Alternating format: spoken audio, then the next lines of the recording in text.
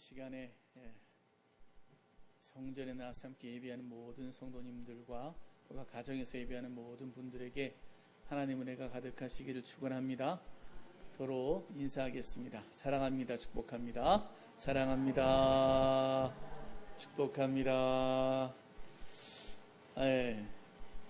제가 한 주 휴가를 갔다 와서 그런지 조금 힘이 없어 보이네요. 한 번 더 인사하겠습니다. 사랑합니다. 축복합니다. 힘차게 하겠습니다. 시작. 사랑합니다. 축복합니다. 사랑을 좀 많이 했으면 좋겠고 축복을 많이 했으면 좋겠어요. 서로가 하나님이 주시는 마음이잖아요. 사랑하고 축복하는 거, 이 마음 우리가 가득하게 되기를 바랍니다. 기도해 주신 덕분에 제가 휴가를 잘 다녀왔습니다. 참 감사하고요.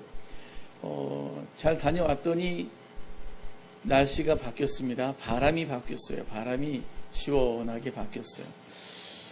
참 계절이 바뀌는 것을 느낄 때마다 하나님의 그 신묘막측하심, 그 오묘하심, 여러분 이것을 우리는 느낍니다. 언제 이렇게 바뀌었지? 안 바뀔 것 같은데 바뀐단 말이죠. 하나님은 시를 정하시고 때를 정하시고 그리고 하나님의 그 계획에 맞게 그것들을 다 운용해 나가세요. 우리가 그 하나님을 생각하면은요, 그냥 너무 신비로워서 그냥 난 뭐 염려 걱정할 것 없네.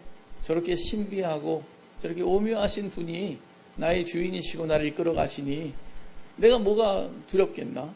내가 뭐가 염려가 되겠나? 여러분 이런 생각이 드는 거죠. 여러분 그런 은혜가 여러분 가운데 있게 되기를 간절히 바랍니다. 위로를 받는 거예요. 확신을 갖는 거예요. 성령님께서 우리의 모든 삶을 아주 시에 맞게 또 적절하게 우리를 이끌어 나가시는 것을 기억하시고 우리가 어떤 힘든 일을 경험한다든지 굉장히 지루하게 어떤 인생을 보낸다든지 할지라도 하나님께서 나를 도와주신다. 지금 도와주신다. 내 곁에 계신다. 나를 인도하신다. 이 믿음을요 굳건하게 가지시기 바랍니다. 그러면요 어떤 어려움도 어떤 외로움도 어떤 힘든 일도 견딜 수가 있어요. 왜냐하면 주님이 분명한 목적을 가지고 우리를 이끌어가고 계시면 알기 때문에 그 과정이야 뭐 이런저런 일이 있을 수 있어도 결국 가는 건 하나님이 기뻐하시는 쪽으로 가는 거니까 내가 괜히 불안해하거나 떨거나 그럴 필요가 없다라고 하는 거죠.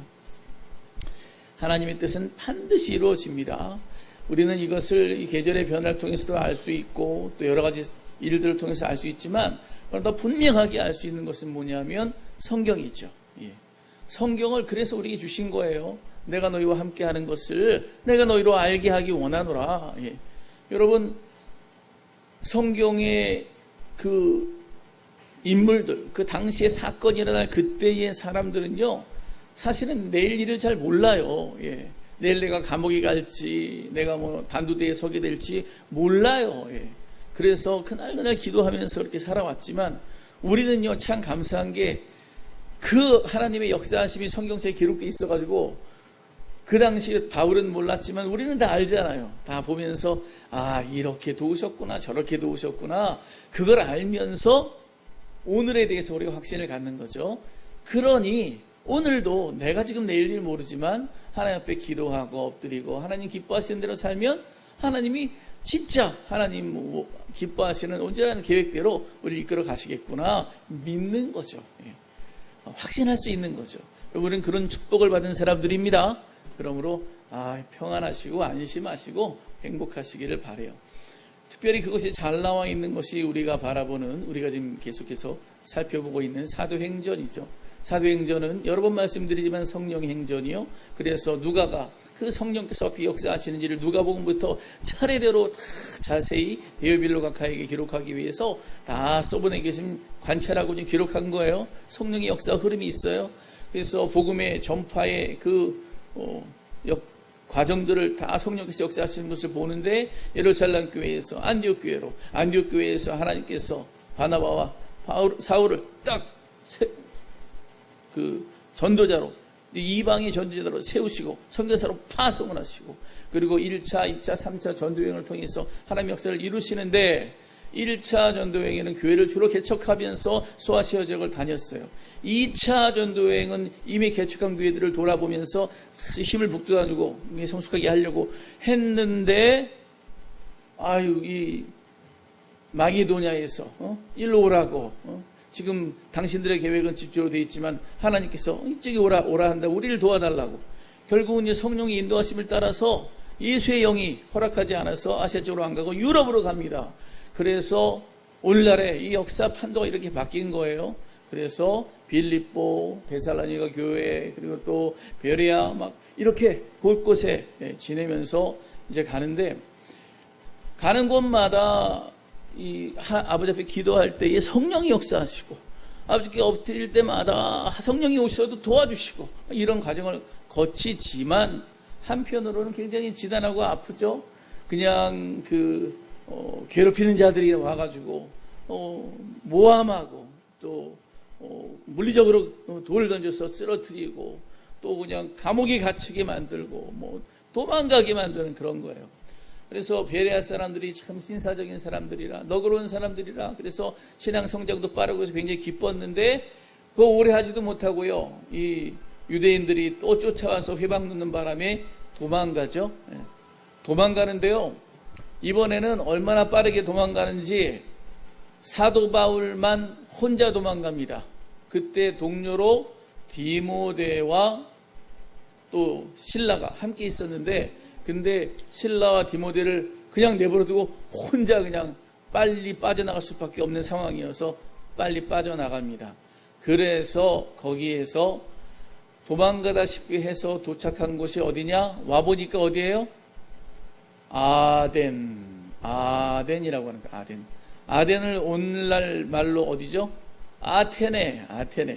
대단한 곳이죠. 지금은 그리스의 수도지만은 요즘에 자주 언급이 안 돼요. 언급되려면 굳이 어디예요?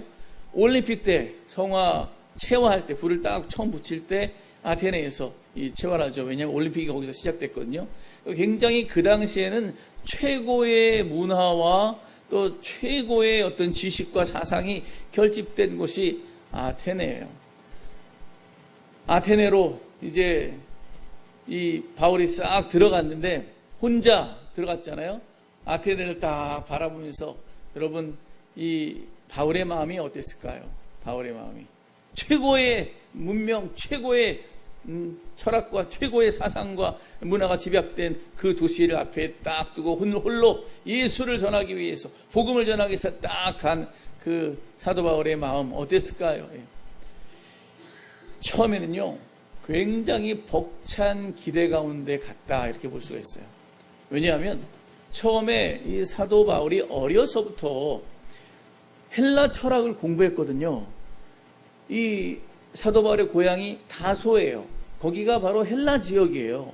거기서 철학을 공부했어요. 그러니까 로망이죠. 나도 이 철학을 열심히 공부해가지고 내가 아테네에 가리라, 이런 생각을 했던 거예요. 근데 사도 바울은 철학만 공부한 게 아니죠. 종교를 공부했죠. 유대교의 율법 학자로서 가말리엘 문화에서 최고의 신학이죠. 최고의 신학을 배운 거예요. 그러니까 철학과 종교, 철학과 신학, 이게 함께 아우러져서 이제 내가 대학자가 되어서 한번 이름을 날리고 내가 한번 해보리라, 그런 마음을 어려서부터 가졌던 사람이 이 사도 바울인 거예요. 그런데 아마 그렇게 되었을 텐데 중간에 하나님의 은혜죠. 그가 꼬꾸라져 가지고 다메섹에서 이제 하나님 만나고 예수님 만나고, 그가 대학자는 아니지만 오히려 전 인류를 구원하는 데 하나님께 귀하게 쓰임 받는 도구로 그가 거듭나게 되죠. 그래서 이제 그 마음으로 아테네를 딱 갔어요. 이야, 아테네 좋아. 내가 지금까지 여러 도시들을 지났지만 가서 정말 전혀 이해도 못하는 사람들 많고, 정말 모함하는 사람도 많고, 정말 힘들어서 어려웠는데 아테네라면 내가 자신이 있어. 나는 철학을 일찍부터 했던 사람이야. 신학도 했어. 이제 그걸 가지고 아테네에 있는 사람들 내가 다 설득하고, 내가 나 논리적으로 이기고, 그래가지고 복음화시키리라, 이 마음이 있었던 거죠. 얼마나 자신만만하고 이젠 됐다, 여기에는 내가 큰 부흥을 한번 일으켜보자, 그런 생각을 했을 거예요. 그런데 딱 홀로 앉아서 홀로 딱 이 아테네 시내를 딱 바라보고 있는데 세상에 뭐가 있어요? 우상들이 그냥 수많은 우상들이 한두 개가 아니에요. 그 당시에 말로는 아테네 도시에 시민들의 수만큼 신들이 있다는 말이 있어요. 신이 얼마나 많은지 그 사람들의 이름만큼이나 신들이 있고 신전이 가득 차는 거예요. 그거를 보고 사도 바울이 마음에 격분합니다. 분노합니다. 사실은 전에도 이 아테네에서 수많은 소식을 들었고 제우스가 어떻고 아폴로가 어떻고 이런 걸 많이 들었던 사람이거든요. 그때는 아무렇지도 않았어요. 그때는 그런 게 있대, 한번 보고 싶다, 그런 신전이 있대, 한번 가보고 싶다, 이런 생각을 했겠지요. 그런데 예수님을 만나고 진리가 무엇인 줄 알고 하나님이 우리를 얼마나 사랑하시는 줄 알고 우리를 위해서 하나님이 얼마나 절절한 마음을 품고 있는지 아는 상태에서 아테네에 우상이 가득한 것을 보니까 마음이 어떤 거예요? 분노가 일어나는 거예요. 아니, 하나님이 얼마나 사람들을 사랑하는데 그 당시에 똑똑한 사람들하고는 다 모여있는 그곳이지만 그거 다 하나님이 주신 생명 아니야. 하나님이 그들의 문화도 허락하신 거 아니야. 저들의 기술도 다 하나님이 주신 거 아니야. 그런데 저들은 하나님을 모르는 거야. 왜 하나님을 알지 못하고 자기들의 진정한 은혜의 모든 걸 베풀어 주신 그분한테는 아무런 관심도 없고 자기들이 만들어 세운 우상들에다가 그냥 절하고 숭배하고 섬기고 이러고 있으니 사도 바울의 마음이 분노가 치미는 거예요. 왜 분노가 치미냐? 은혜를 모르니까. 하나님의 은혜를 모르니까, 하나님의 사랑을 모르니까. 여러분, 누가 누구에게 순애보적인 헌신을 하는데, 누가 누구에게 자기를 희생해서 헌신하는데, 근데 그거 몰라주는 사람 있으면 화나요, 안 나요? 화나죠? 영어 같은데 보면 화나잖아요. 그런 거 모르는 망나니들 보면 화가 나잖아요. 하나님의 마음의 입장에서 볼 때는요, 지금 완전한 순애보적인 자기 아들까지 바쳐서 사랑하는 그러한 저들을 구원하고자 하는 하나님의 마음인데 저들은 전혀 모르는 거예요. 알지도 못하는 거예요. 딴 데만 바라보고 있는 거예요. 얼마나 화가 나요. 근데 그 마음을, 그 사도 바울의 분노의 마음을 누가 불어넣어 준 것이냐? 그것은 바로 하나님이 불어넣어 주셨다는 거죠. 그거는 사도 바울 자체의 의분이라기보다는 하나님께서 사도 바울에게 하나님의 마음을 깨닫게 알게 해주신 거예요. 그래서 사도 바울이 정말 격분하고, 여기서의 격분하다고 하는 단어는요, 질투의 의미도 있어요. 그래서 그냥 질투하듯이 분노 어린 그런 마음으로 지금 바라보고 있는 거죠. 여러분, 우리가 기도할 때에, 하나님을 배울 때에 우리가 꼭 기도 제목 가운데 넣고 또 우리가 기도하면서 하나님께 아뢰야 되는 것 중에 하나가 뭐냐면, 따라해 보겠습니다. 하나님의 마음을 알려주세요. 하나님의 마음을 깨닫게 해주세요. 하나님의 마음을 느끼게 해주세요. 이게 얼마나 중요한 기도인지 몰라요. 기도는요, 그냥 나 잘 되자고 이거 이루어주세요, 저거 이루어주시는 게 그거에 본질이 있는 게 아니에요. 그거 필요하지만 그러나 진짜 본질은 그걸 통해서 하나님의 마음을 알고 내 마음이 하나님과 같아지고, 그래서 하나님과 하나님의 세계 안에서 우리가 하나 되는 역사, 그게 진짜 기도의 의미거든요.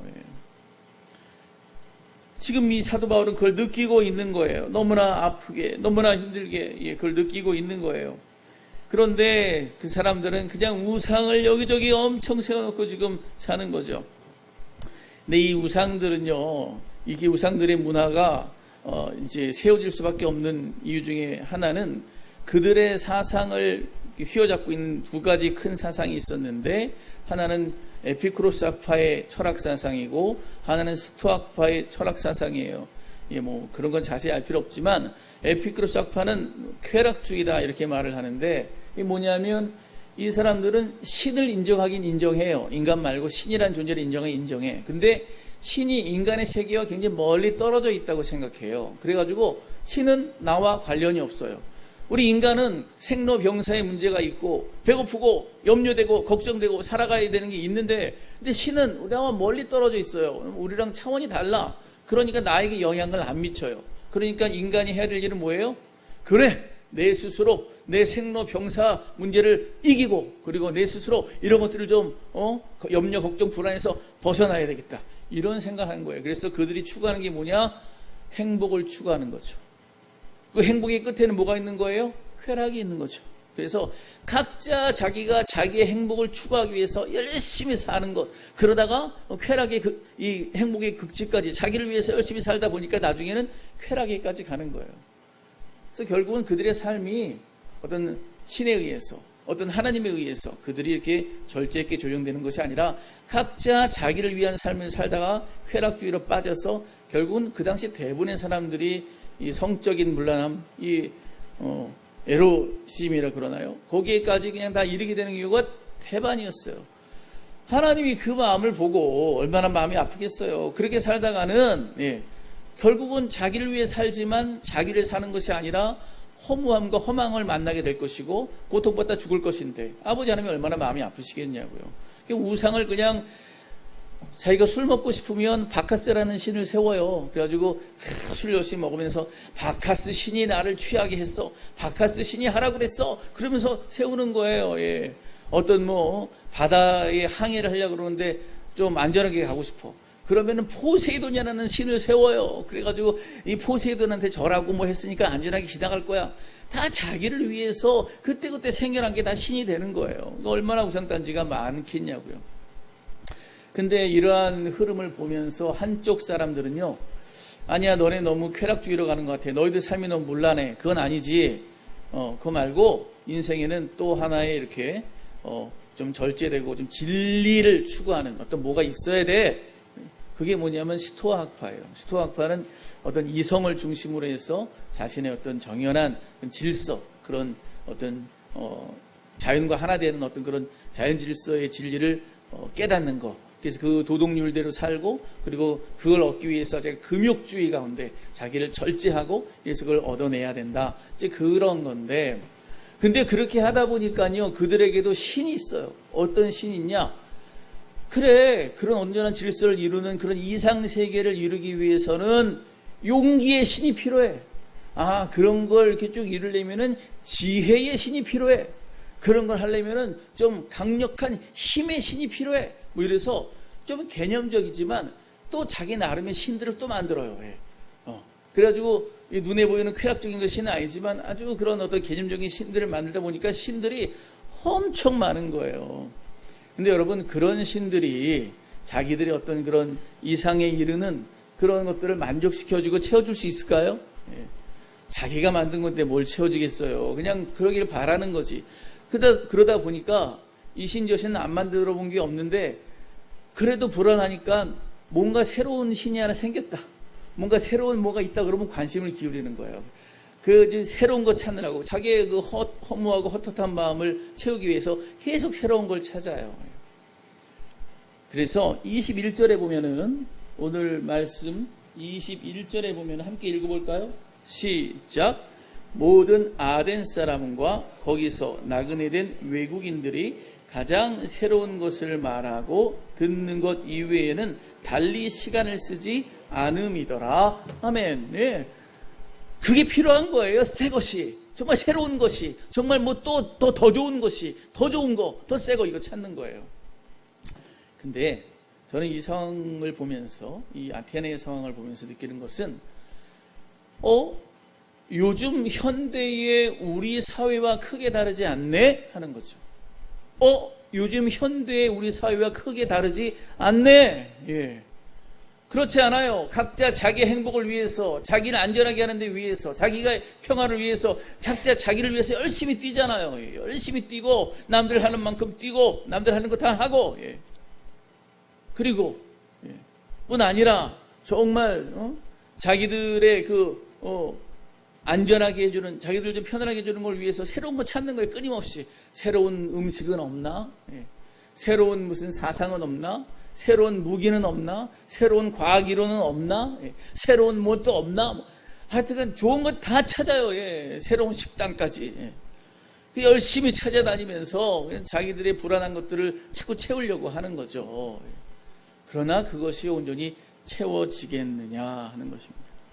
그러니까 그 과학기술이 하거나 발달하지 않거나, 또는 철학적 어떤 사상적 그런 것이 발전하지 않거나, 인간의 그 하나님을 향한 근본적인 목적이 분명하게 세워지지 않는 한 그런 것들은 끊임없이 추구하게 되고 또 끊임없이 나타나게 되어 있다는 거죠. 우리나라의 소위 무당, 무속인이죠. 그것이 1973년도에 정식 등록된 무당이 3만 명 있었다 그래요. 3만 명. 근데 그때만 해도 이제 우리가 미신 척결 해가지고 이제 문제가 하도 많으니까 그걸 좀 줄이면서, 또 물론 성행했지만은 공식적으로는 이렇게 줄이면서 했는데, 요즘에는 그런 걸 하나의 민족 문화처럼 이렇게 해가지고 이렇게 좀 풀어놨잖아요. 그렇지만 여러분, 현대에 이렇게 문명이 발달되고 과거에 비해서 과학기술이 훨씬 발달된 이 시대에 2017년도에 공식 조사를 했는데, 이 무속인들, 이 사람들이요, 몇 명이냐면 우리나라에 100만 명이랍니다. 100만 명이 2017년도에 그보다 더 많았어요. 그러면 지금은 더 많죠. 예. 그러니까 인간의 어떤 과학적인 기술이라든지, 어떤 인간의 뛰어난 어떤 돈이라든지 상관이 없어요. 인간이 자기의 근본적인 부분에 있어서 하나님 안에 해결이 안 되면 다 그런 것들을 찾고 누리고 계속해서 그 안에서 방황할 수밖에 없다라고 하는 거죠. 인터넷 시대에 인터넷 점, 인터넷 부적, 이런 게 얼마나 많이 흘러다니는지 몰라요. 그래서 사도 바울이 그 아픈 마음으로, 정말 하나님의 마음으로, 내가 저들에게 복음을 전해야 되겠다. 진짜 화가 난다. 저들에게 내가 복음을 전해서 싹 다 그냥 저들의 논리를 다 죽여버리고, 내가 저들의 말도 못하게 내가 완벽하게 내가 복음을 전해야 되겠다. 그리고 그 분노를 풀기 시작하는데, 만나는 사람마다 변론하는 거죠. 그거 잘못된 거야, 그거 틀린 거야, 이게 맞는 거야, 막 변론하는 거죠.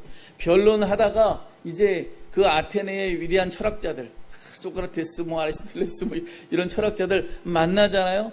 만나면 더 이제 말 잘하는 사람끼리 붙었으니까 더 강력한 토론이 벌어질 거 아니에요. 쟁론이 벌어지는 거죠. 그래서 17절에 보면은 변론한다고 나오고 18절에 보면 쟁론한다고 나와요. 아주 강력하게 부딪히는 거죠. 그리고 그 마음으로 아주 논리로 내가 싹 죽여버릴 거야, 이렇게 얘기하고 설교도 아주 정연하게 쫙 했죠. 그런데 그 결과가 어떻게 되었느냐라고 하는, 그 결과가 어떻게 되었느냐. 그 결과가 너무나 의외였어요. 사실 이 사도 바울이 지금까지 고생은 했지만, 어느 곳에 가서 성령의 역사가 나타나고, 어느 곳에 가서 성령이 나타나면서 많은 사람들이 죽게 돌아오고 많은 사람들이 구원을 얻는 이야기들이 꼭 끝에 가면 있었거든요. 근데 이 아테네에서는요, 많은 사람이 아니에요. 예. 의외의 결과인데 보니까 세 가지가 나타나요. 하나는, 대부분은 뭐예요? 대부분은 조롱했어요. 예수님이 부활하시고 말이죠. 예수님만이 구원자고 막 이 복음을 전했는데, 야, 사람이 어떻게 죽었다가 살아나냐, 말도 안 되는 소리 하지 마라, 이렇게 하면서 대부분이 조롱하고요. 그리고 또 한 부류는 다음에 들을게, 대충 다음에 들을게 미루고요. 그저 몇 명만 남았어요. 몇 명만. 네.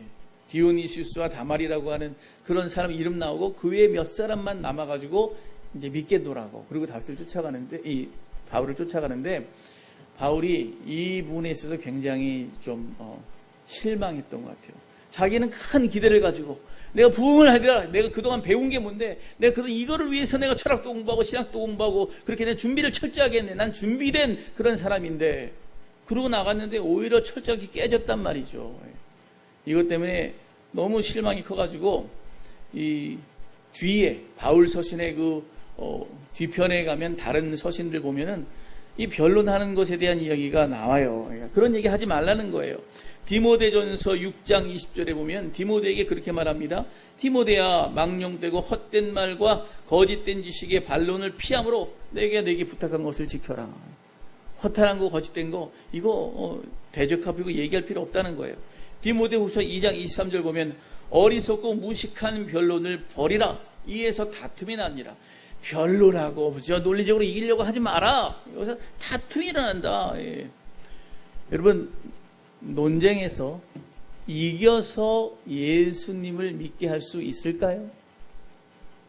논쟁에서 싸워서 이겨서 예수님을 믿게 할 수 있을까요? 예수님의 사랑을 전할 수 있을까요?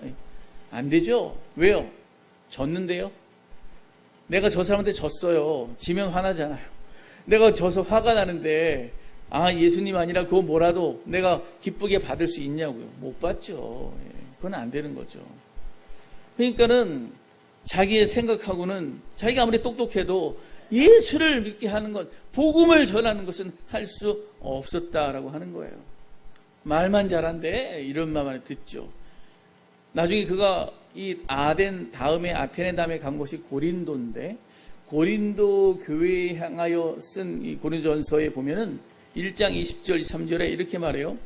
지혜 있는 자가 어디 있느냐, 선비가 어디 있느냐, 이 세대의 변론가가 어디 있느냐, 하나님께서 이 세상의 지혜를 미련하게 하신 것이 아니냐, 하나님의 지혜에 있어서는 이 세상이 자기 지혜로 하나님을 알지 못하므로 하나님께서 전도에 미련한 것으로 믿는 자들을 구원하시기를 기뻐하셨도다. 유대인은 표적을 구하고 헬라인은 지혜를 찾으나 우리는 십자가에 못 박힌 그리스도를 전하니. 변론하고 논리적이고 철학적이고 이런 거 많이 필요 없다는 거예요. 오직 예수 그리스도의 진솔하신 그 사랑, 그 마음, 그게 전달될 때에 전도가 되는 거고, 그게 전달될 때에 진리와 진실이 받아들여지는 거지. 그게 안 되는데 아무리 논리적인 게 무슨 의미가 있느냐는 거예요. 고린도전서 2장 1절로 3절에 형제들아, 내가 너희에게 나아가 하나님의 증거를 전할 때에 말과 지혜의 아름다운 것으로 아니하였나니 내가 너희 중에서 예수 그리스도와 그가 십자가에 못 박히신 것 외에는 아무것도 알지 아니하기로 작정하였음이라. 내가 너희 가운데 거할 때에 약하고 두려워하고 심히 떨었노라. 예수님 말고는 나 아무것도 모른다. 그리고 내가 너희 가운데 있을 때 내가 잘난 것처럼, 내가 많이 배운 것처럼, 내가 헬라처럼 똑똑한 것처럼, 내가 율법에 능통한 것처럼 안 했다는 거예요. 어떻게 했다는 거예요? 약하고 두려워하고 심히 떨며 내가 너희 가운데 서로 교제하고 관계하면서 복음 전했다. 그 얘기를 하는 거예요. 여러분, 하나님의 말씀, 하나님의 진리의 역사가 우리의 삶 가운데 온전히 펼쳐져야 됩니다. 하나님을 모르고 자기 마음대로 사는 나, 하나님 모르고 자기 하고 싶은 대로 사는 너, 하나님 모르고 자기 마음대로 사는 저들, 그런 것은요, 하나님이 마음 아파하세요. 하나님이 마음 아파함으로 하나님은 마음을 아프게 해드리지 않기 위해서, 하나님을 기쁘게 해드리기 위해서, 하나님이 나 사랑하니까 나도 하나님 사랑하기 위해서 복음을 전하는 것은 너무나도 당연한 것입니다. 그런데 그 복음을 전할 때에 자기의 잘남으로 하는 것이 아니라 오직 예수님의 그 사랑, 그 은혜, 그 감동, 그 마음, 이거를 전함으로, 이 전도에 미련한 것으로 그것이 가능하게 된다라고 하는 거예요. 근데 이 아덴에서는요, 전에는 그냥 핍박하고 복음 전달도 못하게 하고 막 방해하고 막 그랬는데, 이 아테네에서는 어떻게 하냐면, 야, 네 얘기 듣고 싶어. 저 아리오바고 광장에 올라가서 한번 얘기 좀 해봐. 들어줄게. 박해가 없었어요. 한번 하고 싶은 대로 해봐. 시간과 자리를 줬어요. 얼마나 자유로워요. 마음대로 뭐 전할 수 있는데, 근데도 그 결과는 굉장히 미약하고 미미했다라고 하는 거죠.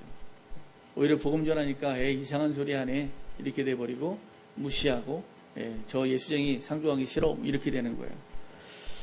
근데 사실은 그 현상이 오늘 우리 사회에도 동일하게 나타나고 있다. 오늘 우리 사회에 복음 전하면 얼마나 복음 전할 수 있는 도구가 많습니까? 얼마나 복음 전하기 좋은 그런 예배당이 많습니까? 얼마나 좋아요. 얼마나 기계가 훌륭해요. 얼마나 스피커가 좋아요. 예. 얼마나 책들이 많아요. 예. 근데 그런 굉장한 그런 과거에 비해서 정말 비교도 안 되는 그런 많은 것들이 있지만은 오히려 복음은 그들에게 들어가지 못하고 있고 전달은 더 안 되고 있다는 데 문제가 있는 거죠. 어떻게 하면 좋을까요? 어저께 이 기도 공부에서 나왔는데 지난 1년간, 그러니까 20년 1년간 우리 교단의 교인들이 11만 명이 줄었습니다. 지난 1년간 11만 명. 우리 교단만. 네. 다른 교단도 합치면요 어떻게 되겠어요? 네. 그리고 이제 1년 지나서 21년도에는 또 얼마가 줄까요? 네. 적어도 그만큼 내지는 그 이상 줄 수 있다고 말할 수 있는데 어떻게 해야 되냐는 거죠. 여러분 그냥 뭐 어쩔 수 없죠. 뭐 코로나19가 지나갈 때까지 그냥 소수무책으로 지나야죠. 뭐 그래야 될까요? 네. 우리가 오늘 이 말씀을 통해서 어떻게 해야 될지, 어떻게 하는 것이 맞을지 여러분 그 단초를, 그 지혜를 얻을 수 있게 되기를 바랍니다. 이 사회는요 굉장히 빠르게 변화하고 있어요. 우리가 도저히 감당할 수 없을 만큼 변화하고 있어요. 여기에 우리의 마음도 또한 바뀌어져야 될 줄 믿습니다. 어떻게 바뀌어져야 되냐? 아까 말한 사도 바울이 아테네를 바라보고 하나님의 마음을 품은 그 열정, 그것이 우리 가운데 다시 한번 뜨겁게 달아올라야 된다고 하는 것입니다. 오늘 설교 제목이 아덴에서의 성공과 실패, 아덴에서의 실패와 성공, 그건데요. 그게 뭐냐면 뭐가 성공했냐?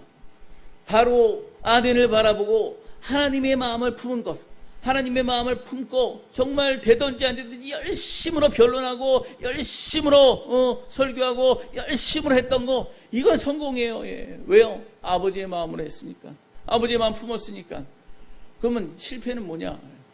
이렇게 성공에 좋은 그런 시작을 했음에도 불구하고 실패는 자기의 재주로, 자기의 논리로, 자기의 실력으로 이거를 돌파하려고 했다는 거, 이게 실패예요. 예. 어떻게 되냐면 그 아버지 하나님의 주시는 뜨거운 마음을 가지고 섬기며 사랑으로 오직 예수 그리스도의 그 담백한 우리를 위해 죽으신 그 희생의 그 감동을 있는 그대로 전했어야 되는데 그걸 전하지 못한 것, 그게 실패라고 하는 것이죠. 여러분 우리가 이 시대에 어떻게 하나님을 기쁘시게 해드릴까요? 문제는 뭐냐? 우리 자신 안에 복음을 전하려고 해도 우리 자신의 복음에 대한 감동이 없어요. 사실 전도를 하려고 나면 전도하는 사람이 먼저 감동돼야 되잖아요. 이거 진짜 좋은 거야. 복음은 좋은 거야. 복음은 생명이야. 예수님은 정말 날 위해서 죽으셨어. 좀 그것만 생각해도 나 가슴이 떨려. 이러면서 내가 감동하고, 그리고 이거 정말 이거 이렇게 해야지 행복해. 이게 내 안에 가득해야 되는데 하나님이 오늘 말씀을 통해서 우리에게 질문하고 계시는 거예요. 너희 안에 복음이 감동이냐? 너희 안에 복음이 충만하냐? 너희 안에 복음이 아직 살아있냐? 여러분, 너희 안에 그 예수의 마음, 그 하나님 마음을 품고 있냐? 여러분, 우리가 그 마음이 없으면 전도할 수 없고요. 그 복음의 뜨거움이 우리 가운데 다시 불붙지 않으면 우리는 그냥 세월 흘러가는 대로 어렵게 될 수 있다는 거죠. 여러분, 주님의 그 사도 바울 안에 품기 원하는 하나님을 향한 그 사랑의 열정, 그 복음의 열정이 다시 한번 불러일으키기를 원합니다. 그러려면 어떻게 해야 됩니까? 기도해야 되죠. 어떻게 기도합니까? 하나님의 마음을 부어주세요. 하나님의 마음을 부어주세요. 예수님의 마음을 좀 부어주세요. 저는요, 세상에 관심 있는 것이 아니라 하나님의 관심이 있어요. 하나님의 마음에 관심이 있어요. 하나님이 우리를 향하신 뜻에 관심이 있어요. 그거를 좀 저희한테 부어주세요. 간절히 아버지 앞에 기도하고 하나님의 마음과 합하여 하나 될 때, 그때 우리 안에서 그 하나님의 마음을 가지고 나아가 담대히 복음을 전하며 아버지 앞에 영광 돌릴 수 있는, 주께 돌아오게 하는 그런 하나님을 기쁘시게 하는 일들을 우리가 할 수 있게 된다고 하는 것이죠. 여러분, 복음이 우리 가운데 살아 꿈틀거리기를 간절히 바랍니다. 그리고 우리가 그것을 위해서 간절히 기도할 뿐 아니라 겸손히 아버지 앞에 마땅히 구해야 될 것을 구하기를 바랍니다. 이게요, 참 불행이지만 성공인 것, 실패지만 성공인 것 중에 하나는 뭐냐면, 사도 바울이 그렇게 변론하고 쟁론하고 이러면서 막 실수했지만 그러는 가운데서 열심히 했잖아요. 그래가지고 몇 명이 지금 믿겠다고 했지만 그 몇 명이요, 결국은 씨앗이 되고 새싹이 되고 그 땅에 뿌리 내리고 확장되고 자라서 지금 그리스에 가면은요, 그리스의 사람들한테 당신은 기독교인입니까? 물으면은요, 몇 프로가 기독교인이라고 대답하는지 아세요? 98%가 나는 기독교인입니다 라고 대답해요. 물론 그 가운데는 그냥 명목상의 그리스도인도 있긴 하겠지만, 그러나 그렇게 되기까지 여러분 정말 하나님의 마음을 가지고 열심히 되든 안 되든 그 마음을 품고 복음을 전했던 사도 바울의 열정이, 그 한두 명의 열매들이 결국은 그러한 위대한 역사를 이루는 줄 믿습니다. 그래서 그게 성공인 거죠. 여러분, 아무쪼록 우리 안에 예수의 마음 품기를 원하고, 그걸 위해서 간절히 간구하고 기도하기를 원하고, 그리고 이 예수의 마음으로 복음을 전함으로 말미암아 하나님을 기쁘시게 하고, 그래서 하나님 기쁘시게 하는 진정한 부흥이, 진정한 역사가 이 어려운 중에도 아버지 앞에 간구함으로 말미암아 우리 공동체 안에, 여러분 개인 안에, 여러분의 가정 안에, 우리 모든 삶 안에 다시 한번 불붙기를 간절히 축원합니다.